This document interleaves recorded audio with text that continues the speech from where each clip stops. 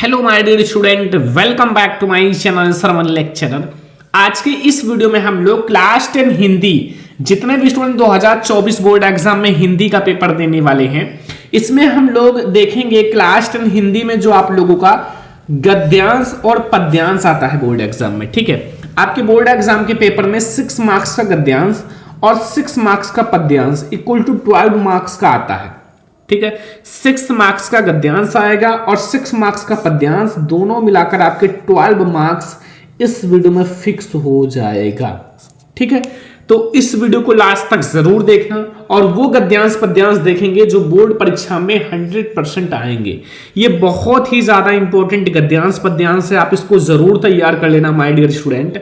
और अगर आपने इसको तैयार कर लिया तो जो आपका गद्यांश का टॉपिक है और पद्यांश का टॉपिक है, ये आपका बिल्कुल क्लियर हो जाएगा। तो आज के इस वीडियो को लाइक कर देना, शेयर कर देना, अगर चैनल पर नया तो सब्सक्राइब भी कर लेना। ये हमारा सबसे पहला गद्यांश है। लिखा हुआ है, कुसंग का ज्वर जो होता है सबसे भयानक होता है। जो कुसंग होता है, कुसंग का ज्वर जो होता है वो सबसे भयानक होता है।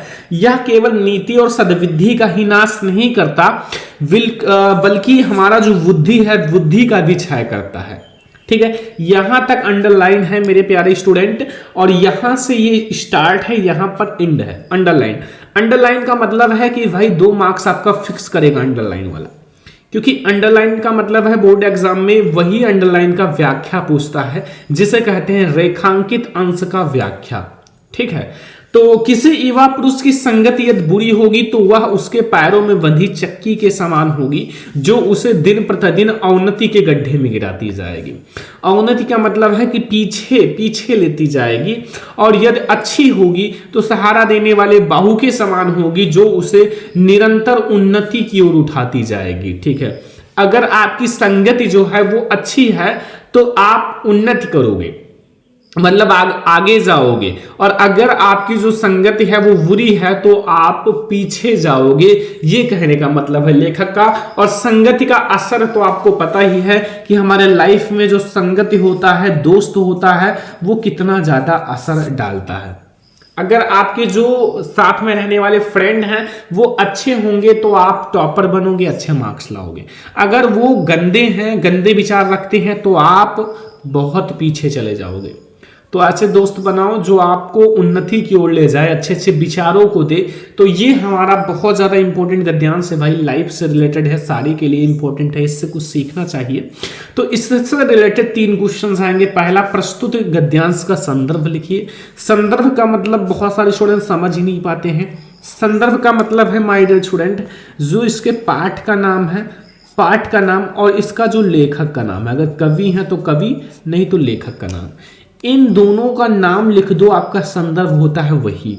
ठीक है, दूसरा है रेखांकित अंश की व्याख्या। रेखांकित अंश की व्याख्या जो हमारा अंडरलाइन होता है, यहां से ये यहां तक, इसको हम लोग कहते हैं रेखांकित अंश की व्याख्या। एंड फिर हमारा तीसरा है युवा पुरुष की संगति के बारे में क्या कहा गया है। युवा पुरुष जो होता है उसकी संगति के बारे में क्या कहा गया है। ये 3 क्वेश्चन आएगा। 1 क्वेश्चन 2 मार्क्स का, तो 3 क्वेश्चन 6 मार्क्स का। 2 + 2 + 2 = 6 मार्क्स। तो 6 मार्क्स फिक्स करने के लिए सबसे पहली जो मेन पॉइंट है वो आपका संदर्भ बिल्कुल सही तरीके से लिखा रहना चाहिए। संदर्भ सबसे ज्यादा इफेक्ट डालता है आपको नंबर गेन कराने में। ठीक है, तो कैसे लिखोगे संदर्भ, तो ये आपको किस पाठ से लिया गया है? देखो, हर जगह मित्रता की बात की गई है, तो मित्रता पाठ से लिया गया है, और इसके लेखक आचार्य रामचंद्र शुक्ल जी हैं। तो सबसे पहले आपको लिखना है जो प्रस्तुत गद्यावतरण, प्रस्तुत गद्यावतरण। ठीक है, इसके जो राइटर हैं वो आचार्य रामचंद्र शुक्ल जी हैं, लेखक आचार्य रामचंद्र शुक्ल। अब आपके माइंड में एक क्वेश्चन उठा होगा, सर आपने इसको ब्लैक से क्यों लिखा? भाई मेन किरदार, मेन हीरो जो है इस चैप्टर के इन्हीं हैं, आचार्य रामचंद्र शुक्ल जी। इसको आप ब्लैक से लिखना है ताकि हाईलाइट रहे और आपको एग्जामिनर भर भर के नंबर दे। ठीक है, आचार्य रामचंद्र शुक्ल द्वारा लिखित, ये आचार्य रामचंद्र शुक्ल द्वारा लिखित एवं हमारी पाठ्य पुस्तक अब ये जो है हिंदी, हिंदी को भी ब्लैक से लिख देना, क्योंकि हिंदी जो है एक बहुत बड़ा भाग है इसका, ठीक है। हिंदी, हिंदी के गद्य खंड, ये गद्य खंड है ना, तो हिंदी के गद्य खंड। एक बात याद रखना, जो कवि का नाम या लेखक का नाम हो और पाठ का नाम, उसको हमेशा ब्लैक से लिखना। जब आपको बिल्कुल याद है कि सही है तब लिखना, अगर बिल्कुल सही नहीं है तो ब्लू से लिख देना ताकि हाईलाइट ना रहे, ठीक है। तो ये संकलित मित्रता, इस चैप्टर का नाम क्या है? मित्रता, मित्रता नामक। और ये जो मित्रता एक निबंध है, किस विधा पर है? निबंध विधा पर, निबंध से लिया गया है, लिया गया है। तो माय डियर स्टूडेंट, ये हमारा हो जाता है संदर्भ। इस पर आपको मिलेगा भाई 2 मार्क्स। ये सही ही होना चाहिए, अगर ये गलत लिख दोगे तो आपको बहुत प्रॉब्लम होगा। अब बहुत सारे स्टूडेंट कहेंगे सर अगर हमें नहीं आता हो तो हम कैसे लिखेंगे? पाठ का नाम, लेखक का नाम ना पता हो तो कैसे लिखेंगे? देखो, आपके हिंदी में ऐसे कोई चैप्टर नहीं है जिसमें ट्रिक ना हो। अगर आप गद्य में जाओगे तो आपको इसमें मित्रता मिल जाएगा, ममता में ममता और कुछ ऐसे माँ मिल जाएंगी, ठीक है। अगर आप पद में जाओगे तो सूरदास में सूरदास लिखे रहते हैं, तुलसीदास में तुलसीदास लिखे रहते हैं स्पष्ट रूप से। तो बहुत सारे ट्रिक हैं, आप ढूंढो बुक उठाकर और चैप्टर का ट्रिक ढूंढो कि हमें किस चैप्टर में कौन सा ट्रिक मिल जाएगा, ठीक है, तो आपको मिल ही जाएगा। रेखांकित अंश की व्याख्या करने के लिए सबसे पहले रेखांकित अंश को थोड़ा सा ध्यान से पढ़ो, कुछ पाने के लिए पहले उसको अच्छे से देखो। तो कुसंग का ज्वर सबसे भयानक होता है, यह केवल नीति और सद्विधि का ही नाश नहीं करता बल्कि बुद्धि का भी क्षय करता है, ठीक है। तो यहाँ सबसे पहले आ जाओ, हम लोग देखते हैं यहाँ रेखांकित अंश की व्याख्या। तो वो सबसे पहले आप हेडिंग डालना माय डियर स्टूडेंट, रेखांकित अंश की व्याख्या, और इसमें लिखना कि शुक्ल जी कहते हैं कि बुरी संगति घातक बुखार के समान है। घातक बुखार के समान हानिकारक है। जैसे आपकी जो संगति है वो बुरी है तो घातक बुखार के समान क्या है? हानिकारक है। जिस तरह कोई व्यक्ति यदि भयानक ज्वर से ग्रसित हो जाता है, ज्वर का मतलब है बुखार से ग्रसित हो जाता है, तो उसके शरीर और स्वास्थ्य को नष्ट कर देता है। तो वो जो होता है उसके शरीर और स्वास्थ्य को नष्ट कर देता है, ठीक है, और तथा कभी कभी प्राण भी ले लेता है। उसी प्रकार बुरी संगति हमारी नैतिकता, सदाचार, मन तथा बुद्धि को नष्ट कर देता है। जैसे अगर गलत संगति है, अगर 1-2 दिन बुखार हो तो चल जाता है, लेकिन आप जब हमेशा बुखार से ग्रसित ही रहोगे तो फिर मौत भी हो सकती है। तो उसी प्रकार से 1-2 दिन बुरी संगत के साथ रहो, चल जाएगा। अगर आप उनको नहीं पहचान पाए, जिंदगी भर उसी के साथ रहोगे तो फिर आप बर्बाद हो जाओगे, आपकी जिंदगी खराब हो जाएगी, याद रखना, ठीक है। एंड फिर हमारा एक क्वेश्चन आएगा लिखा हुआ, युवा पुरुष की संगत के बारे में लेखक ने क्या कहा है।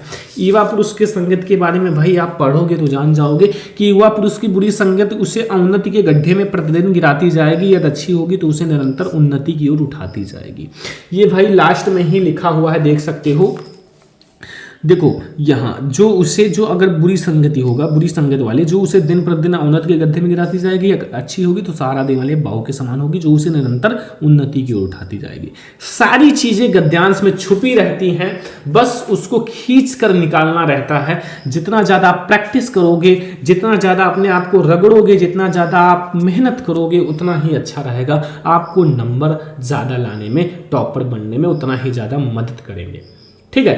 तो ये हमारा हो गया गद्यांश, एक वेरी इंपॉर्टेंट गद्यांश। आप देखोगे तो बोर्ड एग्जाम में यही आएगा, अगर आप देख लेना, और भी पढ़ाया जाएगा बट ये बहुत ज़्यादा इंपॉर्टेंट है।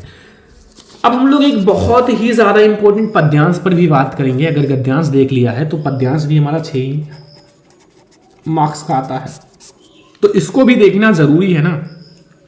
तो एक बहुत ही प्यारा और बहुत ही सुंदर हमारा पद्यांश भी है जो बहुत ज़्यादा पसंद आता है पढ़ने में, और बहुत ही अच्छा भी है, क्योंकि देखो पढ़ो। सुनि सुंदर बैन सुधारक साने सयानी है जानकी जानी भली, तिरछे करि नय दैन सैन तिन्हें समझाएं कछु मुस्काएं चली, एंड तुलसी देह अवसर सोहे सब अवलोकत लोचन लाहो अली, अनुराग तराग में भान उदय बिगसी मनु मंजुल कंज कली। तो ये बहुत ही सुंदर हमारा एक पद्यांश है जो बहुत अच्छा है और आप लोगों को पढ़ना चाहिए। इस चैप्टर को बहुत मजा आएगा क्योंकि इसमें हमारे श्री राम, लक्ष्मण, सीता भरत सबके बारे में बताया गया है और बहुत ही अच्छे से वर्णन किया गया है। ठीक है, तो सबको पढ़ना चाहिए, मजा आएगा। ठीक है, देखो पहला हमारा है इसमें प्रश्न, प्रस्तुत गद्यांश का संदर्भ लिखो। सबसे पहले तो आपको गद्यांश का संदर्भ और व्याख्या एक साथ ही आएगा। फिर सीता का संकेतपूर्ण उत्तर जो है वो भावना के अनुरूप है। एंड अनुराग तराग का क्या अर्थ है, अनुराग तराग का क्या अर्थ है। सबसे पहले बात आती है भाई संदर्भ कैसे लिखें। तो अभी मैंने आपको गद्य में बताया ना, गद्य में गद्य कर देना, पद्य में पद्य कर देना, बस इतना सा डिफरेंस है। थोड़ा सा और डिफरेंस होता है बस वो लेखक कवि का। अभी मैं आपको लिखना बता देता हूँ ताकि आप लोग सीख जाओ, और जितना सीखोगे उतना चमकोगे। ठीक है, तो ये हमारा एक गोस्वामी तुलसीदास जी का है। देख लो भाई, इसमें डायरेक्टली लिखा हुआ है तुलसीदास, तुलसी। तो गोस्वामी तुलसीदास जी का एक चैप्टर है धनुष भंग वन पथ पर। कौन सा चैप्टर है? धनुष भंग वन पथ पर। तो एक हमारा वन पथ पर शीर्षक है। कौन सा है? वन पथ पर। तो वन पथ पर जो शीर्षक है उससे हमें क्या लिखना है? उस शीर्षक से है। एक धनुष भंग है वो अलग है, वन पथ पर अलग है। ये दो शीर्षक हैं इस चैप्टर में। तो ये वन पथ पर है, जब सीता माता वन और श्री राम और लक्ष्मण वन पर जाते हैं 14 वर्ष की वनवास के लिए, तब का ये है। तो सबसे पहले हम लोग बात करेंगे संदर्भ का। तो ये चैप्टर का नाम पता चल गया ना, धनुष भंग वन पथ पर। तो वन पथ पर शीर्षक से है और जो कवि हैं वो गोस्वामी तुलसीदास जी हैं। तो सबसे पहले ब्लू पेन उठाना और अच्छे से लिखना प्रस्तुत, प्यारा सा। ठीक है, और ये पद्यांश है तो पद्यांश लिख देना, प्रस्तुत पद्यांश। ठीक है, अब इतना लिखने के बाद इसके जो कवि हैं वो गोस्वामी तुलसीदास जी हैं। तो यहां लिख देना गोस्वामी तुलसीदास, गोस्वामी तुलसीदास। ठीक है, गोस्वामी तुलसीदास जी है ना द्वारा रचित, गोस्वामी तुलसीदास द्वारा रचित। देखो राइटिंग भी अच्छी होनी चाहिए। ठीक है, ये इनका बहुत ही फेमस भाई कवितावली है, जो इनका रचना है कवितावली से हमारी पाठ्य पुस्तक। अब ये जो है हिंदी है ना, तो हिंदी का आप ब्लैक से लिखना ज़्यादा अच्छा रहेगा। और कवितावली भी अगर आप ब्लैक से लिख देते हो तो कोई दिक्कत नहीं, कि ये एक बहुत ही प्रसिद्ध रचना है। में गद्य खंड की जगह पद्य खंड या काव्य खंड कर देना, बात एक ही है। काव्य खंड भी कहा जाता है, काव्य खंड। ठीक है, में संकलित। अब ये मैंने अभी आपको बताया है भाई किस शीर्षक से है, वन पथ पर। किससे है? वन पथ पर, शीर्षक से लिया गया है, बस।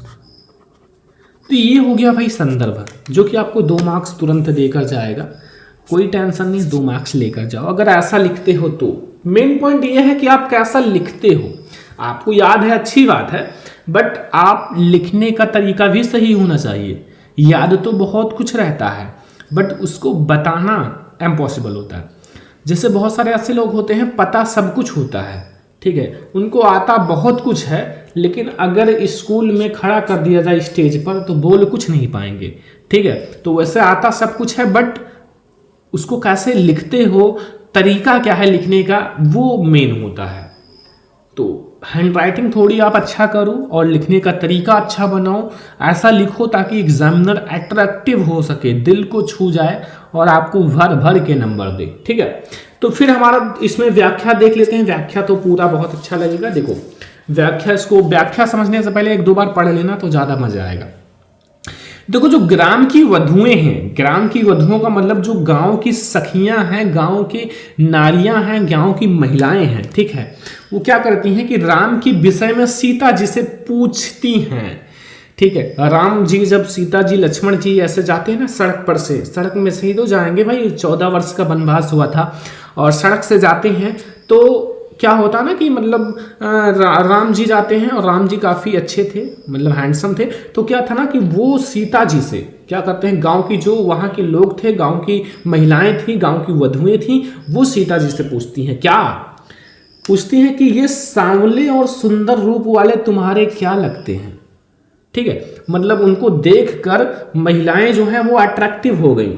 ठीक है, तो वो पूछती हैं कि ये सांवले और सुंदर रूप वाले तुम्हारे क्या लगते हैं। तो ग्राम वधुओं के अमृत जैसे मधुर वचनों को सुनकर चतुर सीता जी उनके मनोभावों को समझ गईं।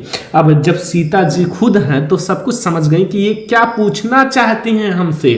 तो सीता जी ने उनके मनोभाव को समझ गई, तो सीता जी ने उनके प्रश्न का उत्तर अपनी मुस्कुराहट तथा संकेत भरी दृष्टि से ही दे दिया। मतलब सीता जी ने उनकी जो प्रश्न का उत्तर है वो संकेत और अपनी मुस्कुराहट, अपने मुस्कान से, अपने संकेत से ही दे दिया कि उन्हें मुख से कुछ बोलने की आवश्यकता ही नहीं पड़ी। मतलब उन्हें मुख से कुछ बोलने की आवश्यकता नहीं पड़ी, क्योंकि उन्हें स्त्रोजित लज्जा के कारण केवल संकेत से ही राम के विषय में यह समझा दिया कि ये मेरे पति हैं। ठीक है, देखो महिलाएं जो होती हैं, जो ज्यादा बोलती हैं, वो अच्छी महिला नहीं होती हैं। ठीक है, ज्यादा सबसे नहीं बोलना चाहिए। अब ये ग्राम की वधुओं से नहीं बोलती हैं, बल्कि वो मुस्कुराहट से और संकेत से बता देती हैं कि राम जी हमारे पति हैं। तो तुलसीदास जी कहते हैं कि सीता के संकेत को समझकर सभी सखियां राम के सौंदर्य को एकटक देखती हैं और अपने नेत्र को लाभ प्रदान करती हैं। भाई साक्षात भगवान का दर्शन हो जाए तो इससे अच्छा क्या होगा, इससे अच्छा दिन कभी नहीं मिलेगा। तो मानो कि प्रेम रूपी सरोवर में राम रूपी सूर्य का उदय हो गया हो और ग्राम वधुओं के नेत्र कमल जैसे सुंदर कलियां खिल गई हो। ठीक है, तो ये हो गया व्याख्या, मस्त सा और अच्छा सा प्यारा सा। अब देखो इससे रिलेटेड एक क्वेश्चन आता है यहाँ कि सीता जी संकेतपूर्ण उत्तर भावना के अनुरूप है। देखो सीता जी का संकेतपूर्ण उत्तर भारतीय नारी की मर्यादा तथा लब्ध नेत्र निर्वाण की भावना के अनुरूप है। ठीक है, देखो संकेत से ही अच्छा है, ज्यादा बोलना नहीं चाहिए नारियों को, महिलाओं को। अब अगला देखो अनुराग तराग का क्या अर्थ है। भाई अनुराग तराग का क्या अर्थ है, तो अनुराग तराग का अर्थ है प्रेम रूपी सरोवर। इसका अर्थ क्या है, प्रेम रूपी